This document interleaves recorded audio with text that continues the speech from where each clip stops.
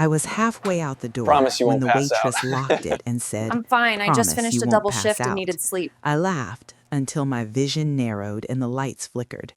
What I thought was a joke turned into a timed test, hidden cameras, and a secret about customers who collapse after pain. She wasn't trapping me to hurt me. She was trying to keep me alive long enough to tell the truth. Before I begin, if you've ever been pulled into a moment that changed how you trust strangers, please leave a comment, and subscribe to Voice of Legends. I had already paid and stood from the vinyl booth when the click sounded, small, metallic, final. The front door of the diner locked as the waitress's hand came away from the bolt. She didn't look angry. She didn't look scared either. She looked careful, like someone closing a gate before a storm. "Promise you won't pass out," she said, almost kindly.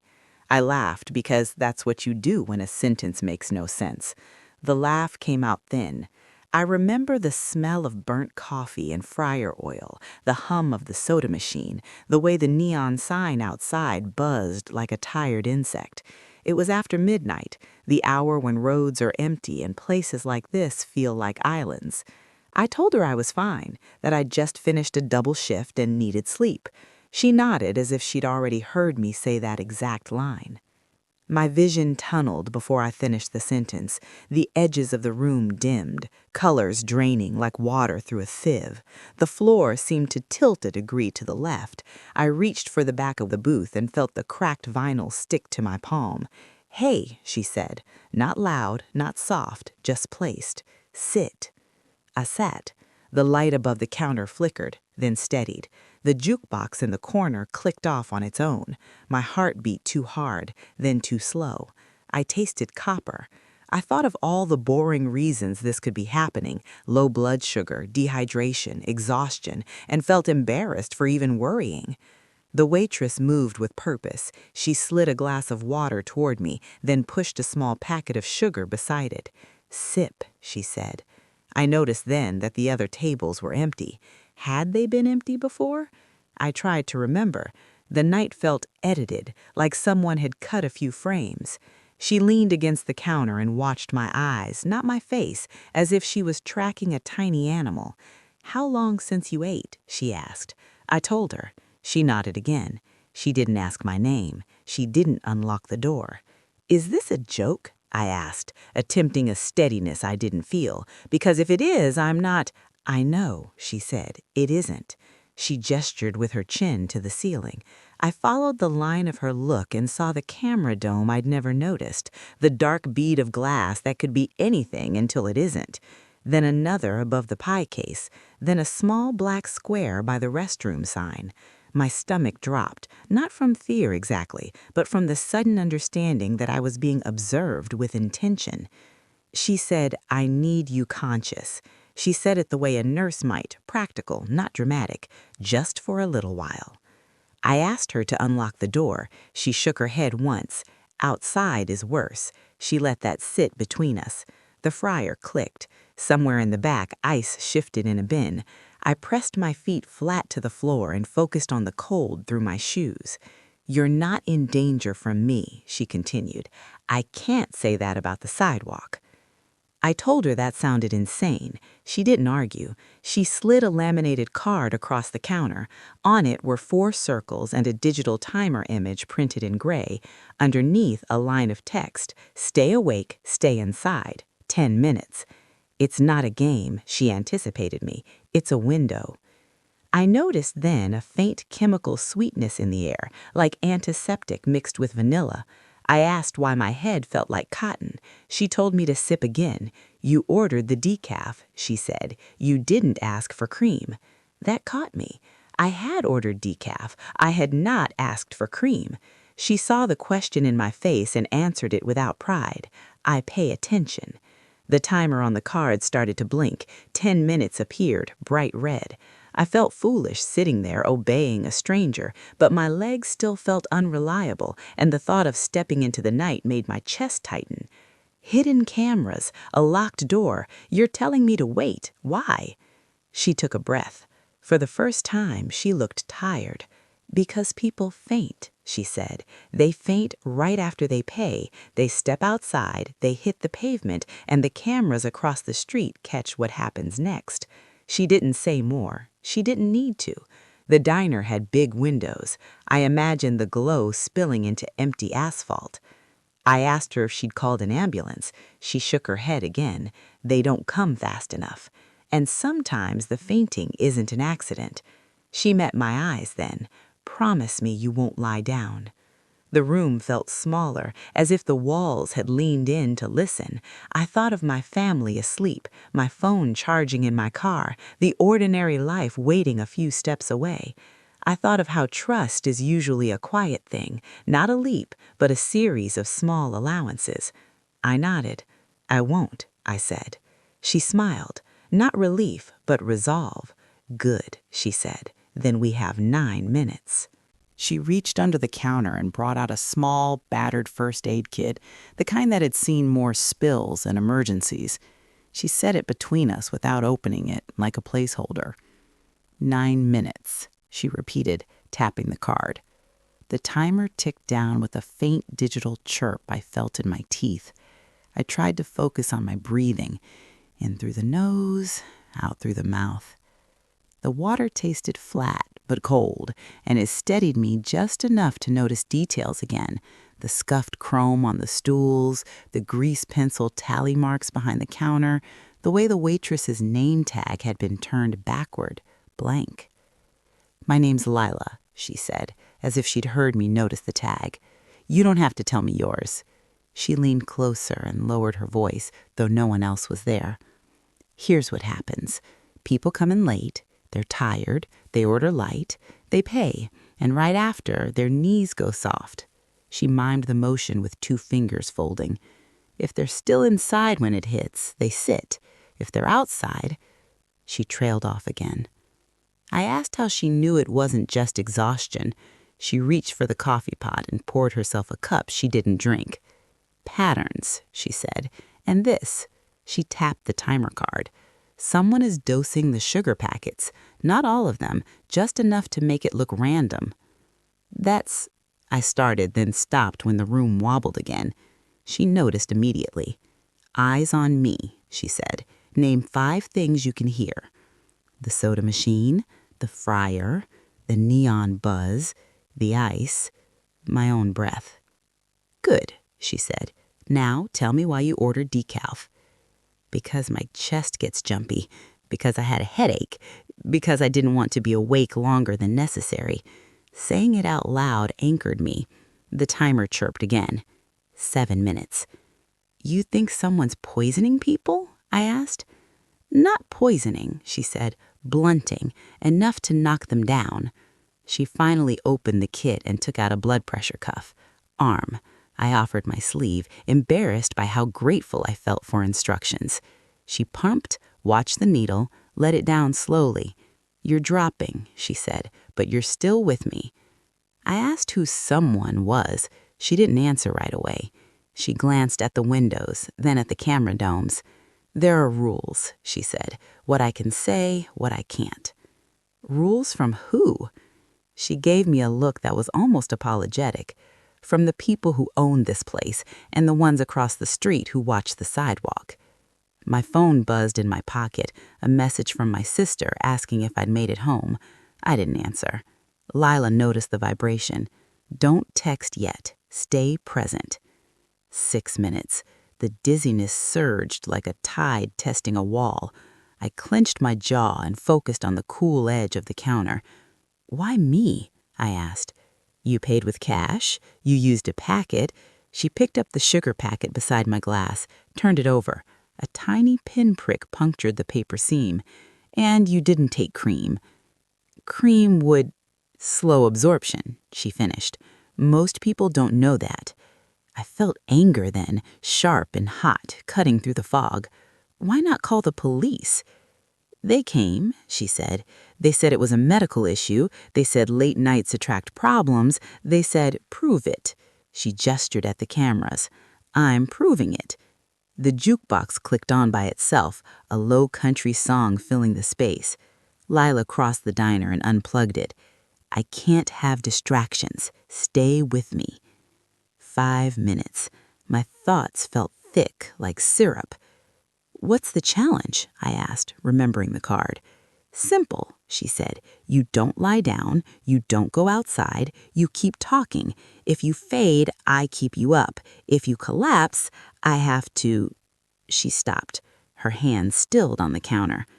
I don't want to do that. What? Trust me, she said quietly. She told me about the first time. A truck driver, kind eyes, tipped heavy. He paid, smiled, stepped out, and she watched on the screen as a van rolled slow and stopped too close. She told me about the second, a college kid laughing on the phone, knees buckling on the curb. She told me how the owners said it wasn't their problem, how they adjusted the camera angles inside but not outside. She told me how she learned to lock the door without setting off the alarm, how to keep people awake with questions and sugar water, how to reset the timer. 4 minutes. The room steadied. The anger cooled into something like resolve. Why show me? I asked. Because you're lucid, because you're listening, because I need a witness who doesn't work here. She met my eyes. And because they're watching. As if summoned, the front window brightened. Headlights washed across the floor and paused. My heart slammed. Lila didn't move. Sit. Count backward by sevens. 98, 91, 84. The numbers felt slippery but doable. 3 minutes. The headlights idled, then rolled on. The neon buzz returned to its usual pitch. After this, what happens? You leave. You don't faint. You tell someone who can't be ignored. And you? She shrugged. I make coffee. 2 minutes. The timer's chirp grew louder in my head. My hands trembled. Lila placed her palm over mine, steady, warm. Stay, she said. 1 minute. I thought about the sidewalk again and understood what she meant by worse. When the timer hit 0, the chirp stopped. The room felt ordinary, painfully so. Lila unlocked the door. The click sounded different this time. Promise kept, she said. I stood slowly, testing my legs. They held. I looked back at the cameras, at Lila's turned name tag. I won't forget, I said. I know. That's why I picked you. She reached under the counter and brought out a small, battered first aid kit, the kind that had seen more spills than emergencies. She set it between us without opening it, like a placeholder. 9 minutes, she repeated, tapping the card. The timer ticked down with a faint digital chirp I felt in my teeth. I tried to focus on my breathing. In through the nose, out through the mouth. The water tasted flat but cold, and it steadied me just enough to notice details again. The scuffed chrome on the stools, the grease pencil tally marks behind the counter, the way the waitress's name tag had been turned backward, blank. My name's Leela, she said, as if she'd heard me notice the tag. You don't have to tell me yours. She leaned closer and lowered her voice, though no one else was there. Here's what happens. People come in late, they're tired, they order light, they pay, and right after, their knees go soft. She mimed the motion with 2 fingers folding. If they're still inside when it hits, they sit. If they're outside, she trailed off again. I asked how she knew it wasn't just exhaustion. She reached for the coffee pot and poured herself a cup she didn't drink. Patterns, she said, and this, she tapped the timer card. Someone is dosing the sugar packets, not all of them, just enough to make it look random. That's, I started, then stopped when the room wobbled again. She noticed immediately. Eyes on me, she said. Name 5 things you can hear. The soda machine, the fryer, the neon buzz, the ice, my own breath. Good, she said. Now tell me why you ordered decaf. Because my chest gets jumpy, because I had a headache, because I didn't want to be awake longer than necessary. Saying it out loud anchored me. The timer chirped again. 7 minutes. You think someone's poisoning people? I asked. Not poisoning, she said, blunting, enough to knock them down. She finally opened the kit and took out a blood pressure cuff. Arm. I offered my sleeve, embarrassed by how grateful I felt for instructions. She pumped, watched the needle, let it down slowly. "You're dropping," she said, "but you're still with me." I asked who someone was. She didn't answer right away. She glanced at the windows, then at the calendar domes. "There are rules," she said. "What I can say, what I can't." "Rules from who?" She gave me a look that was almost apologetic. "From the people who own this place," she said, "and the ones across the street who watch the sidewalk." My phone buzzed in my pocket, a message from my sister asking if I'd made it home. I didn't answer. Leela noticed the vibration. "Don't text yet. Stay present." 6 minutes. The dizziness surged like a tide attesting a wall. I clenched my jaw and focused on the cool edge of the counter. "Why me?" I asked. "Because you paid with cash, you used a packet." She picked up the sugar packet beside my glass, turned it over. A tiny pinprick punctured the paper seam. "And you didn't take cream. Cream would—" "Slow absorption," she finished. "Most people don't know that." I felt anger then, sharp and hot, cutting through the fog. "Why not call the police?" "She came," she said. "They said it was a medical issue. They said late nights attract problems. They said, prove it." She gestured at the cameras. "I'm proving it." The jukebox clicked on by itself, a low country song filling the space. Leela crossed the diner and unplugged it. "I can't have distractions," she said. "Stay with me." 5 minutes. My thoughts felt thick like syrup. "What's the challenge?" I asked, remembering the card. "Simple," she said. "You don't lie down, you don't go outside, you keep talking. If you fade, I keep you up. If you collapse, I have to—" She stopped. Her hands stilled on the counter. "I don't want to do that." "What?" "Trust me," she quieted. She told me about the first time. A truck driver. Kind eyes, tipped heavy. He paid, smiled, stepped out, and she watched on the screen as a van rolled slow and stopped too close. She told me about the second, a college kid laughing on the phone, knees buckling on the curb. She told me how the owners said it wasn't their problem, how they adjusted the camera angles inside but not outside. She told me how she learned to lock the door without setting off the alarm, how to keep people awake with questions and sugar water, how to reset the timer. 4 minutes. The room steadied. The anger cooled into something like resolve. "Why show me?" I asked.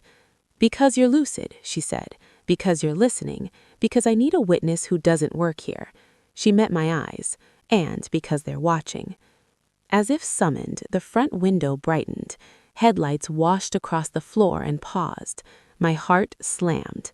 Leela didn't move. "Sit," she said. "Count backward by sevens." 98, 91, 84. The numbers felt slippery but doable. 3 minutes. The headlights idled, then rolled on. The neon buzz returned to its usual pitch.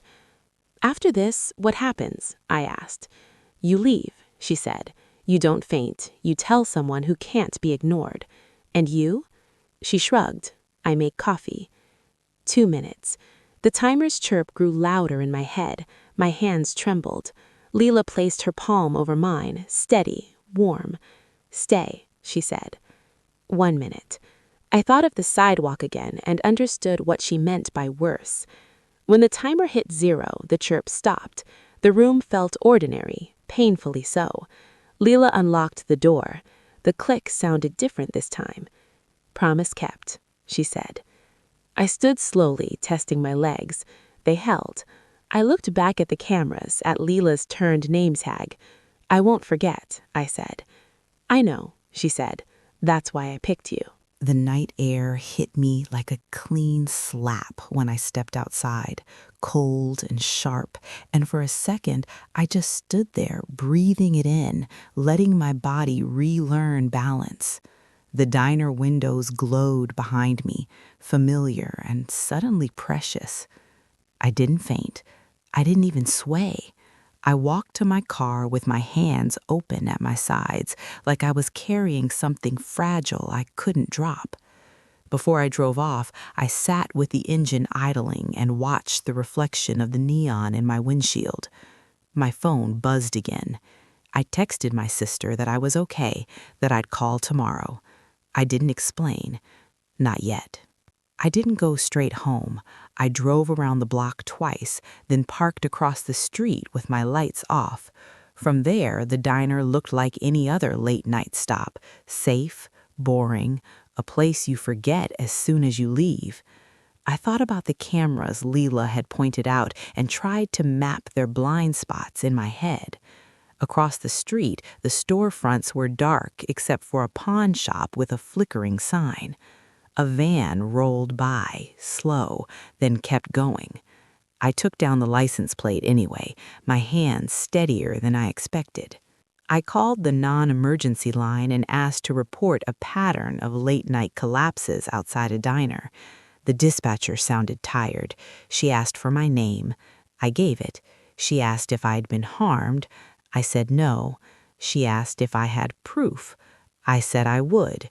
She told me to come in. I said I would tomorrow. At home, sleep came in shallow waves.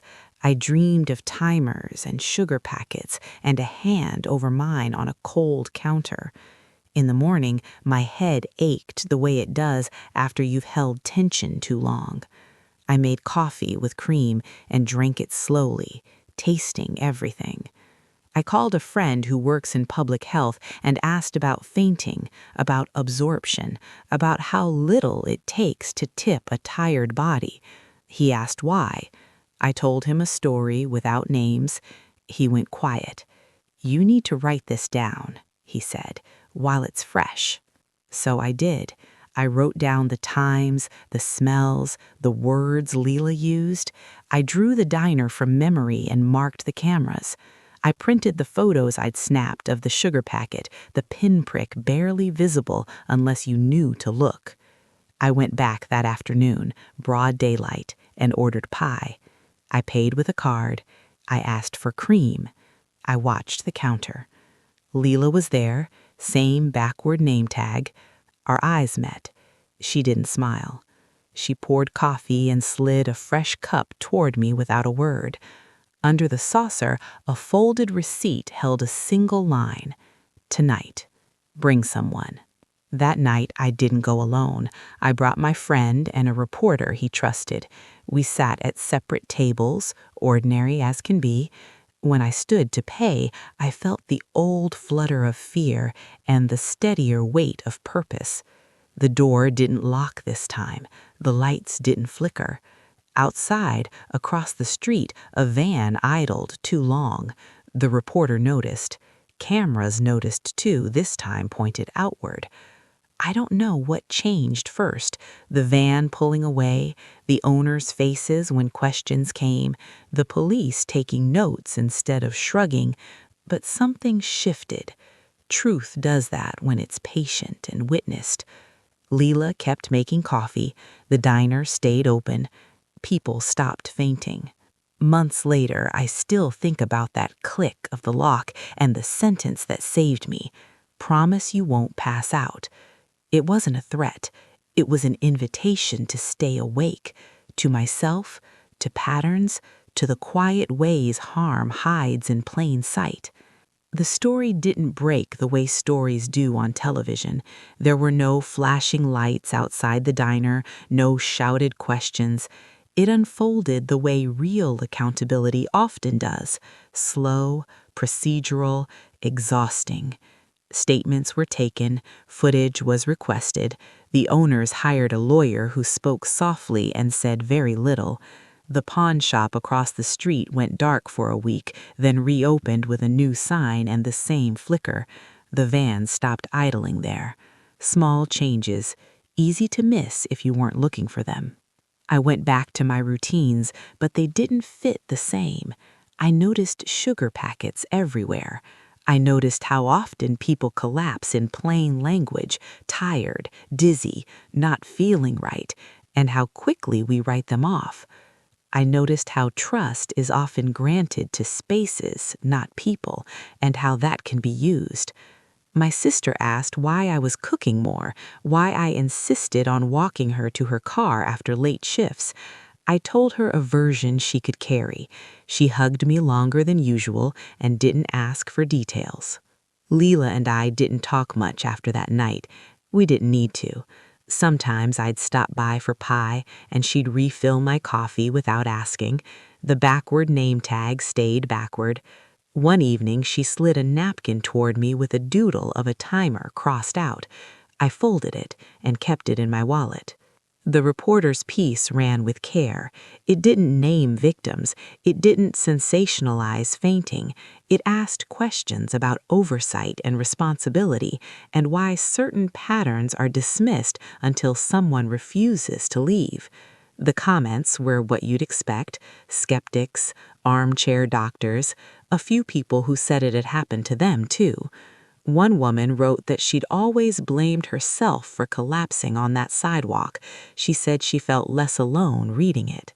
That's when the anger finally loosened its grip, not because everything was fixed, but because the truth had found a place to sit. Justice isn't always a door slamming shut. Sometimes it's a lock being used the right way for once to keep someone inside long enough to see what matters. I still think about the moment Leela put her hand over mine, how human that was, how much of survival is small, borrowed steadiness. The diner remains what it always was to most people, a place for eggs at odd hours, a refuge from the road. For me, it's a reminder that danger doesn't always announce itself with raised voices or darkness. Sometimes it arrives smiling, disguised as routine. If you're listening and you've ever felt that strange pull to leave even when your body says stay, I hope you remember this: staying awake is an act of care for yourself, for others. Time moved on the way it insists on doing, but it carried that night with it like a stone in a pocket. I felt it when I passed diners on highways, when the glow through glass looked too warm to be innocent.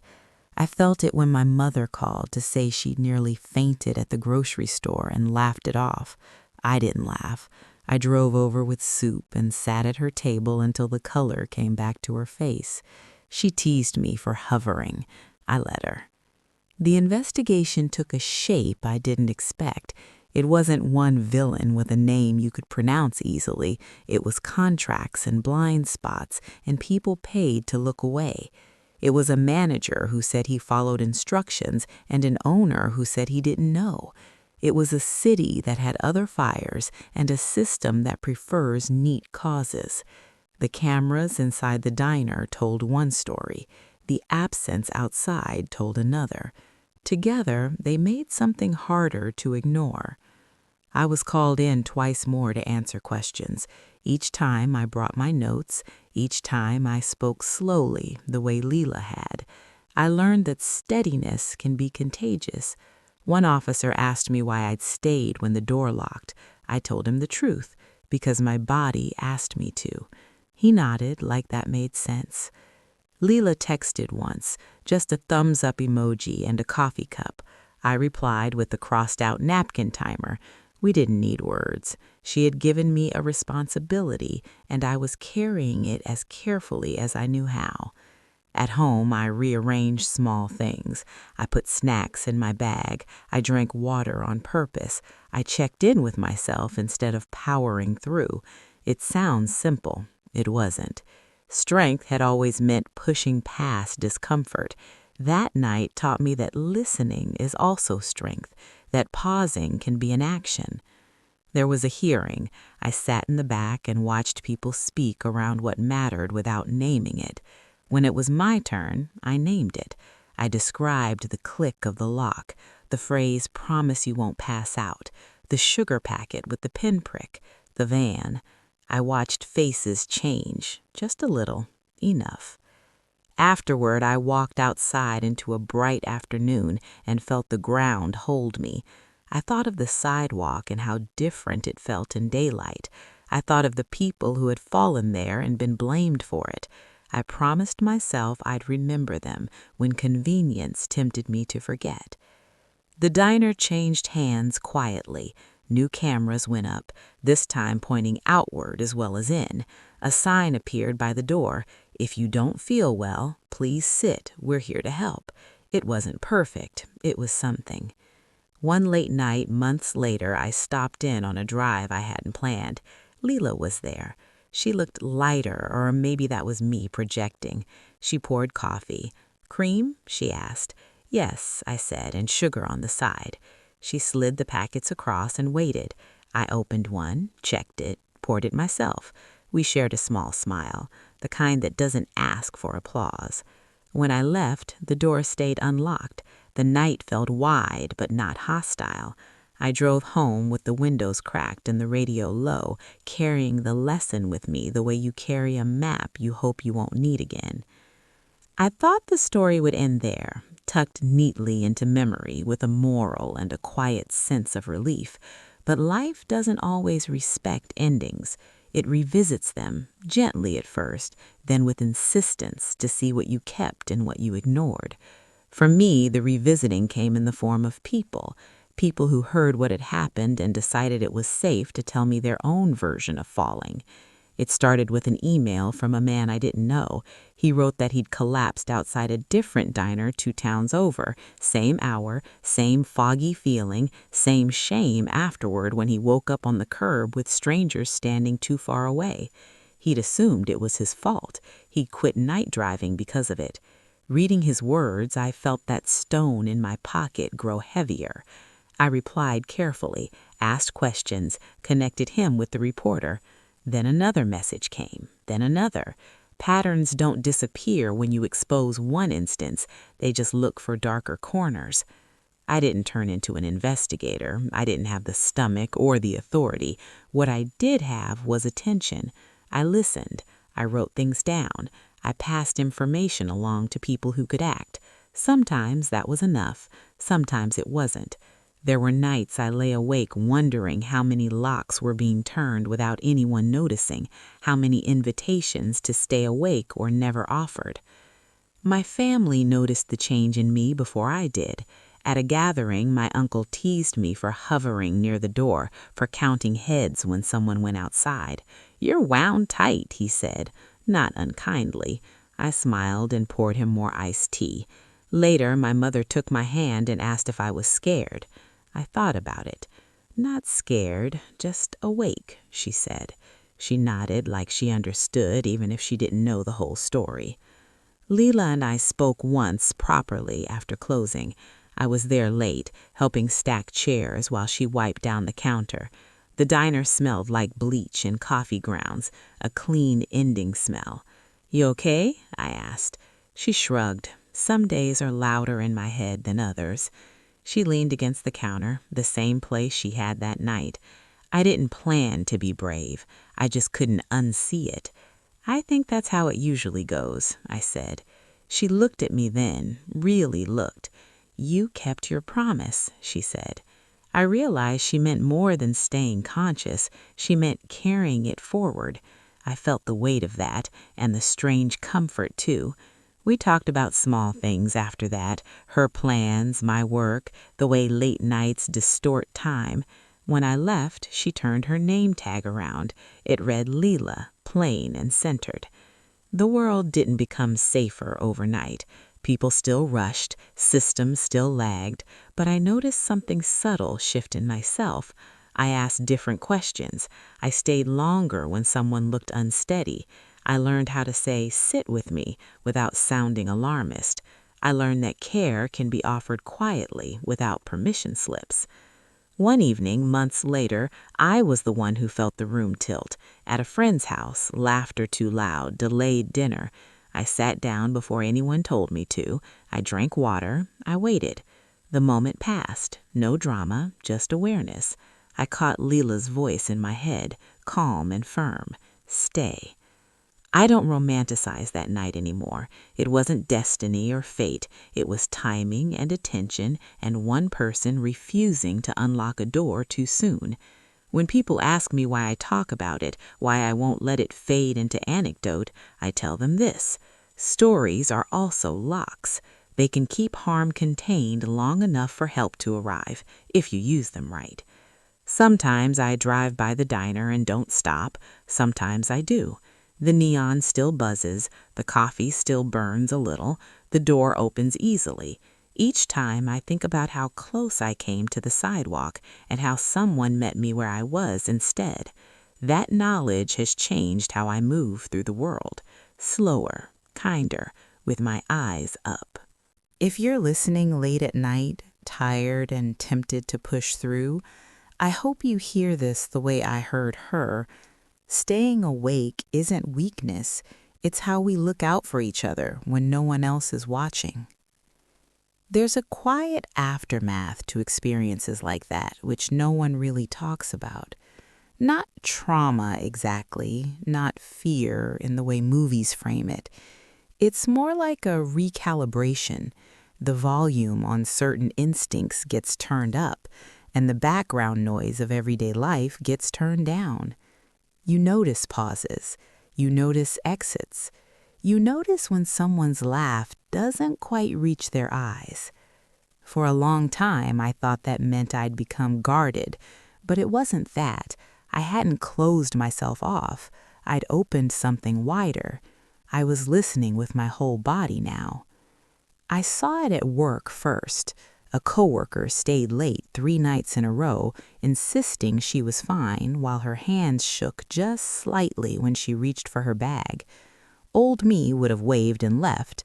Awake me offered to walk her to her car and sat with her until the color returned to her cheeks. She thanked me the next day with embarrassment and relief tangled together. "I didn't know how to ask," she said. I told her she didn't have to. The idea that help requires permission is one of the most dangerous myths we carry. Leela had taught me that without ever saying it outright. She hadn't asked if she could lock the door. She'd assessed, decided, acted. Not out of control, but out of care. Responsibility doesn't always wait for consensus. Sometimes it shows up quietly and says, "Sit." The reporter checked in months later to say the piece had prompted a review of late-night safety protocols in a few places. Nothing sweeping, nothing headline-worthy, but training materials were updated, cameras were repositioned, signs were posted. It felt small until I remembered how small the pinprick in that sugar packet had been. Scale is deceptive that way. I thought about Leela less often as time went on, which felt like a good sign. She had stepped back into being a person instead of a symbol. Occasionally, I'd see her through the diner window when I drove past, moving between tables, efficient, human, unremarkable in the best way. Once, our eyes met through the glass, and she lifted her coffee mug in a small salute. I lifted mine back from the car cup holder. That was enough. There were nights I still dreamed of timers, but they lost their teeth. In the dreams, the countdown didn't end in panic. It ended in light. I'd wake up calm, aware of my breath, the room familiar. Healing isn't erasing what happened. It's teaching your body that it's allowed to rest again. One evening, my sister and I went out for pie after her shift. A different diner, different town, same hour. When the waitress brought the check, my sister stood too fast and swayed. I didn't panic. I slid my chair back and said, "Sit, I've got you." The waitress noticed and brought water without being asked. Our eyes met. There was a flicker of understanding there that didn't need explanation. On the drive home, my sister asked how I always seemed to know what to do in moments like that. I thought about it for a long minute before answering. "I learned to stay," I said. She nodded, watching the road unwind ahead of us. If there's a lesson in all this, it isn't about danger lurking everywhere or strangers with bad intentions. It's about attention, about noticing when the ordinary slips just slightly out of alignment and choosing not to ignore it. It's about how care often looks inconvenient in the moment and obvious in hindsight. I still carry the crossed-out timer napkin in my wallet. The ink has faded, the paper soft at the edges. It reminds me that urgency doesn't always shout. Sometimes it whispers, and you have to be quiet enough to hear it. The night Leela locked the door didn't make me heroic, it made me present, and presence, I've learned, is where most good things begin. I didn't realize how much that night had settled into my bones until I found myself back there for a reason that had nothing to do with danger. It was raining. One of those steady, unambitious rains that soaks everything evenly and makes the city feel smaller.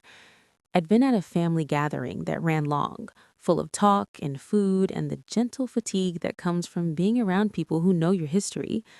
On the drive home, the diner's neon cut through the gray like a familiar pulse, and without thinking too much about it, I turned in. Inside, it smelled like damp coats and toast, ordinary, comforting. The counter was half full, a couple murmured conversations, forks clinking softly against plates. Leela wasn't working that night. Someone else poured my coffee and asked if I wanted cream. I did. I always did now. I sat near the window and watched rain slide down the glass in uneven paths, merging, separating, finding their way.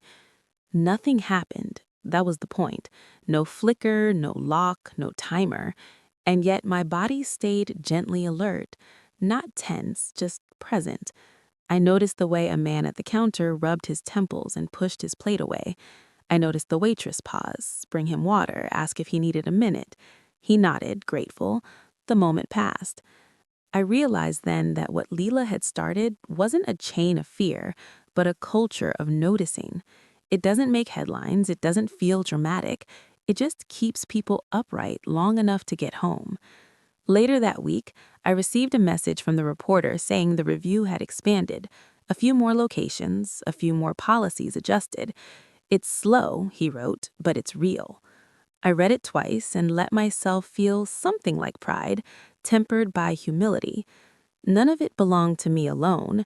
I'd just been a hinge, a place where one decision turned into another. My mother called that evening to tell me she joined a community watch group for seniors, mostly just to walk together after evening events. "We look out for each other," she said, pleased. I smiled, imagining her with her sensible shoes and fierce sense of fairness, locking arms with neighbors. The lesson was spreading in small, domestic ways.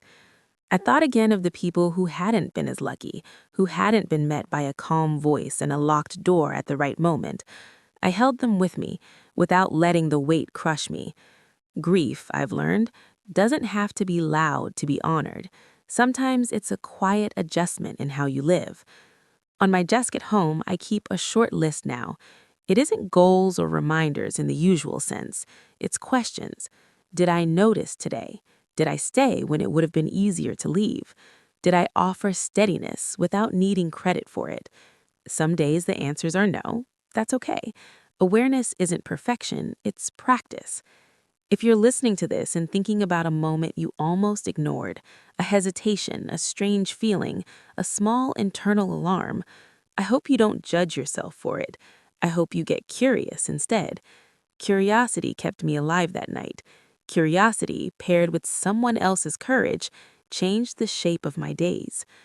The rain had stopped by the time I finished my coffee. Outside, the pavement shone, reflecting the diner's light in soft, forgiving ways. I paid, stood slowly, and walked out into the open air, steady on my feet, awake in my life. By the time a year had passed, the night at the diner no longer arrived uninvited. I could think about it without my shoulders lifting, without my jaw steadying. That's how I knew something inside me had settled. Not forgotten, settled. There's a difference. Forgotten things rot. Settled things become soil. I noticed how often people confuse calm with apathy. They assume if you're not frantic, you don't care. That night taught me the opposite. Calm is what allowed Lila to lock the door without trembling. Calm is what let me stay seated when my instincts screamed to escape. Calm is what carried the truth out of that diner and into places where it could be handled properly. One afternoon, I received a forwarded message from the reporter. It was from a woman who worked late shifts at a 24-hour pharmacy. She wrote about how they'd started keeping juice behind the counter and offering chairs without explanation when customers looked unsteady. "We don't wait for permission anymore," she wrote. "We just help." I sat with that sentence for a long time.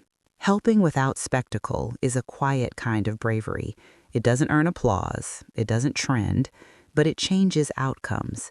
It means fewer people waking up confused on sidewalks, fewer people blaming themselves for systems that failed them. I ran into Lila one last time on a morning that felt almost ceremonial in its ordinariness. Sunlight through the windows, breakfast crowd, the smell of bacon and coffee thick in the air. She was off shift, hair pulled back, jacket over her arm. We stood near the register, unsure how to say goodbye to a chapter that had bound us without turning into something heavier than it needed to be. "They promoted me," she said finally. "Day supervisor." "That's good," I said, and it was. She hesitated, then smiled. "I don't lock the door anymore." "I figured," I said. We stood there for a beat, the clatter of plates filling the space. Then she reached into her pocket and handed me a sugar packet, unopened, intact. "For the road," she said. I took it and laughed softly. "I think I'm okay," I said. "I know. That's the point." We hugged, brief, careful, human, and went our separate ways. As I stepped outside, I felt no need to look around for vans or cameras. The sidewalk was just a sidewalk. That, too, felt like progress. Life continued in its messy, beautiful way. People got tired. People helped each other. Systems improved in inches. Harm receded where attention lingered.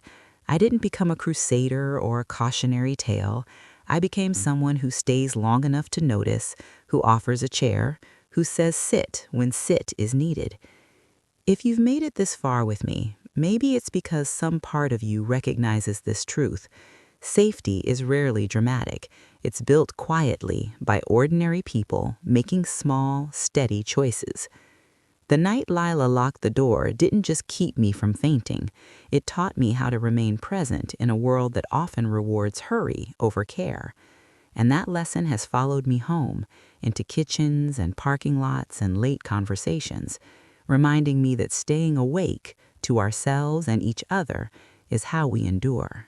I don't drive past that diner much anymore, not because I avoid it, but because it has returned to what it was always meant to be, a place, not a moment.